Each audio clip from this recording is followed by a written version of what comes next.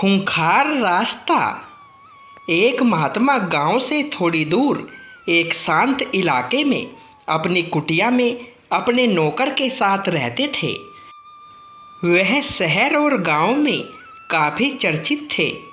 दूर शहर और गांव से लोग उनके पास अपनी समस्या लेकर आते और वे खुशी खुशी लोगों की समस्या का हल करते थे। एक दिन कुछ ऐसा ही हुआ। दूर शहर से दो हट्टे कट्टे नौजवान उनके पास अपनी समस्या लेकर आए। महात्मा ने देखा वो काफ़ी मायूस दिख रहे थे। महात्मा ने आदर से अंदर आने को कहा और चारपाई पर बैठकर उनकी समस्या सुनी।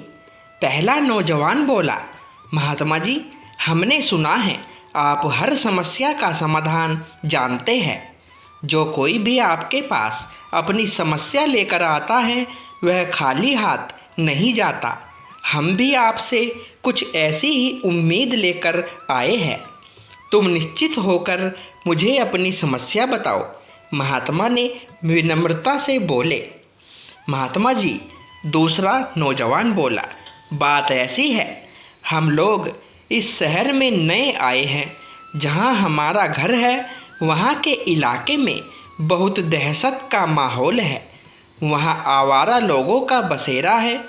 सड़कों पर गुजरते हुए लोगों से बदतमीजी की जाती है। आते जाते लोगों को गालियाँ दी जाती है। कुछ दबंग लोग शराब पीकर सड़क किनारे खड़े हो जाते हैं और सामने से गुजरते हुए लोगों के साथ बदसलूकी करते हैं। वो ना सिर्फ उन्हें गालियाँ देते हैं बल्कि नशे में उनके साथ हाथापाई तक पर उतर आते हैं। पहला नौजवान बोला, हम परेशान हो गए। भला ऐसे समाज में कौन रहना चाहेगा, आप ही बताए।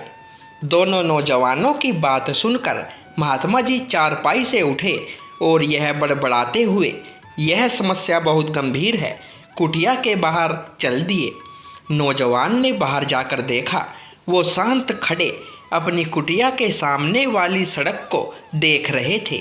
अगले ही पल वो मुड़कर दोनों नौजवानों से बोले, बेटा, एक काम करोगे? महात्मा दूर इशारा करते हुए बोले, ये सड़क देखो। जहाँ से ये सड़क मुड़ती है वहीं सामने एक नीम का बड़ा पेड़ है। जरा मेरे लिए वहाँ से कुछ नीम के पत्ते तोड़ लाओगे? जरूर महात्मा जी, जैसा आप कहे, कहकर दोनों नौजवान ने कदम बढ़ा दिए। परंतु महात्मा उन्हें रोकते हुए बोले, ठहरो बेटा, जाने से पहले मैं तुम्हें बता दूं, रास्ते में कई आवारा कुत्ते हैं जो तुम्हें अपना शिकार बना सकते हैं। वो बहुत खूंखार है, तुम्हारी जान भी जा सकती है। क्या तुम वो पत्ते ला पाओगे? नौजवानों ने एक दूसरे को देखा और उनके चेहरे के हाव भाव देखकर महात्मा समझ गए कि वे डरे हुए तो थे परंतु वहां जाने के लिए तैयार थे। दोनों नौजवान उस सड़क पर चल दिए। वो सड़क पर से गुजरे। रास्ते में उन्हें काफ़ी आवारा कुत्ते सड़क किनारे बैठे मिले। उन्होंने कोशिश की कि वो उन्हें पार कर जाए, परंतु यह करना आसान नहीं था। जैसे ही वो कुत्तों के सामने से गुजरे, कुत्तों ने उन्हें काट खाने वाली भूखी निगाहों से घूरा। वो कोशिश करते उन्हें पार करने की, परंतु यह करना जान जोखिम में डालने के बराबर था।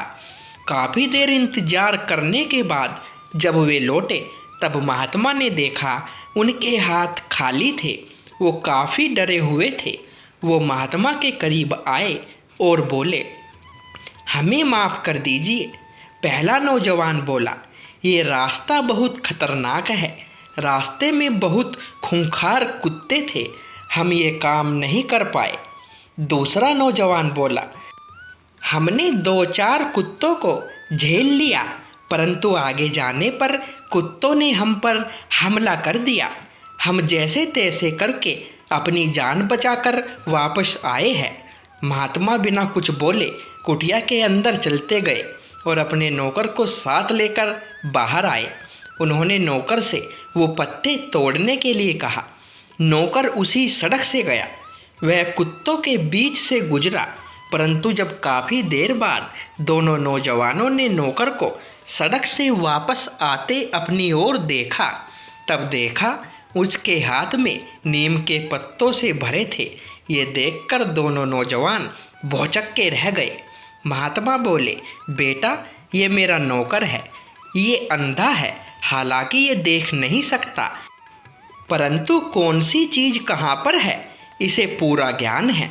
ये रोज़ मुझे नीम के पत्ते लाकर देता है।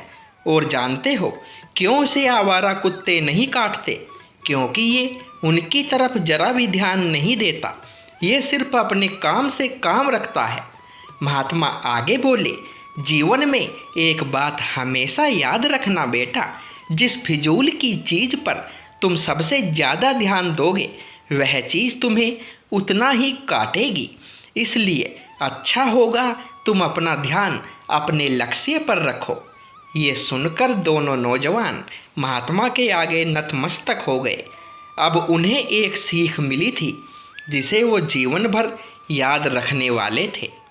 तो दोस्तों, इन दो नौजवानों की तरह हम भी अपने जीवन में कुछ ऐसा ही अनुभव करते हैं। हमारा जीवन भी खूंखार मोड़ों से भरा होता है।